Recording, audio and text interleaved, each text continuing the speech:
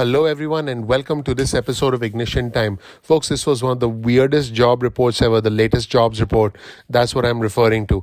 By the way, folks, my daughter is actually playing in the background. So if you hear her, I apologize. Let's get started. Here's a headline of an article on your screen from Bloomberg. One of the weirdest reports investors actually react to the jobs report.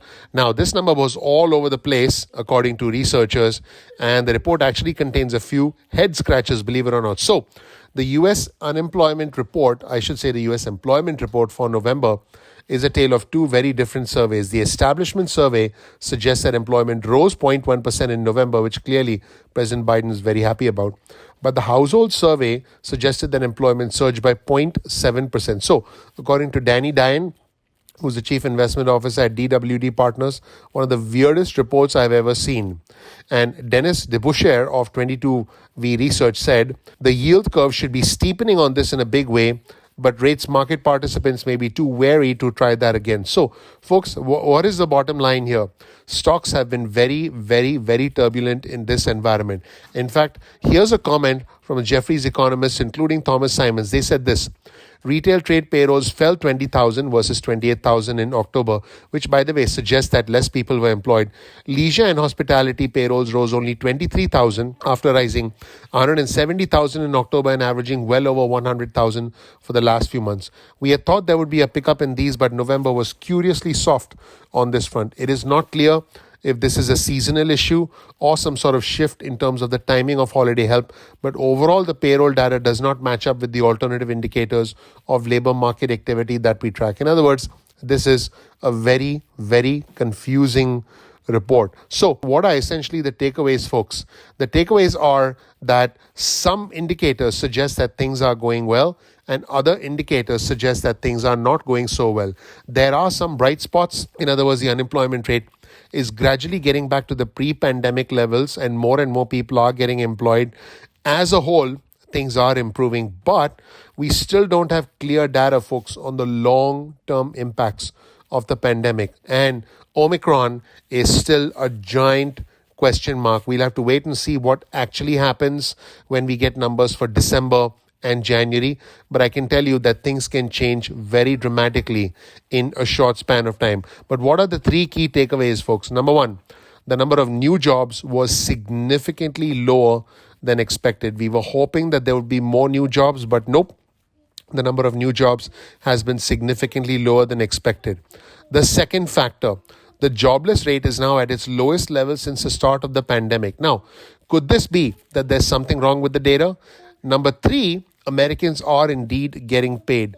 Our fellow Americans are getting paid, wages are rising, but unfortunately, inflation is also rising. So we are now in a situation where Americans are indeed getting paid, but it's very clear that inflation is eating away into our salary as well.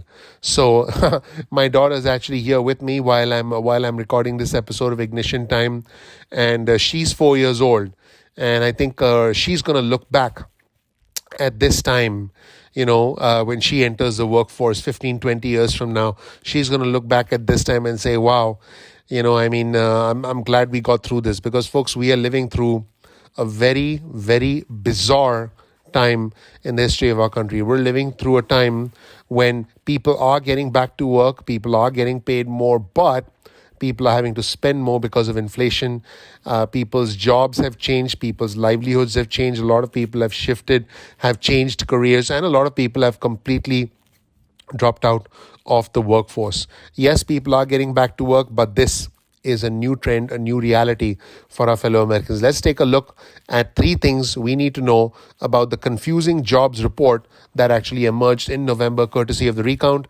As always, we'll provide you with a link to this resource in the description section below. Let's roll the tape and check out the three things to know about with November's confusing jobs report. Let's roll the tape and watch. On Friday, the November jobs report came out. Man, is this one confusing. Here are the three things you need to know. 1, 210,000 jobs were added back, less than half of what economists were expecting and half of what we saw last month. But that brings us to number 2. The jobless rate fell to 4.2%. It's the lowest since the start of the pandemic. And today's news means that unemployment rate has now fallen by more than 2 percentage points since I took office.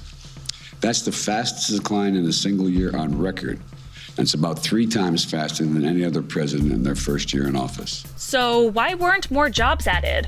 Well, over the past several months, we've seen substantial revisions to initial jobs tallies, with months showing low counts in their initial reports, often bumped up higher later. October and September counts were bumped up a combined 82,000 in the report released Friday. That could be what's happening here.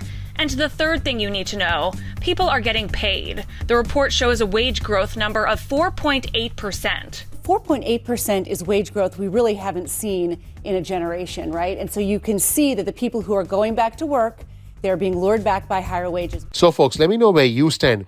Have you been able to get a new job? Have you been able to actually get back to work? Or did you have to settle for a lower paying job? Let me know what you think. Also, do your friends and family members all have jobs? Are people actually getting back to work? I have done another video on our channel where I've outlined the fact that even though the labor market seems to be tight, even though employers are hiring, even though there are a lot of jobs out there, it's actually getting difficult. It's actually getting difficult for people to get hired because employers are so demanding. And number 3, even if you have a job, even if you have a wage increase, which I hope you do, are you actually able to keep that money in your pocket? Are you actually able to save some money, or are you having to spend that money because of higher costs associated with grocery shopping, higher costs associated at a gas pump, and higher costs in general? Let me know what you think. Please click like, please subscribe, please enable notifications. Let me know. I'm looking forward to seeing you in the next episode of Ignition Time. My Twitter handle is ignition_time. That's ignition_time. Thank you so much for watching. I appreciate you. I'm looking forward to seeing you in the next episode of Ignition Time. Don't forget to click the like button, to click subscribe, and to enable notifications. I do want to know what you think about the new jobs report. I want to know whether you actually believe in this jobs report, or do you believe all these numbers are fake? Because at the end of the day, folks, we don't live our lives based on jobs reports and what economists say. We live our lives based on the realities we face, based on how much we pay at the gas station, how much we pay at the grocery store. And just like you, I am no different. Again, thank you so much for watching. Please click like, please click subscribe, please enable notifications. I'm looking forward to seeing you in the next episode of Ignition Time. Take care. Bye.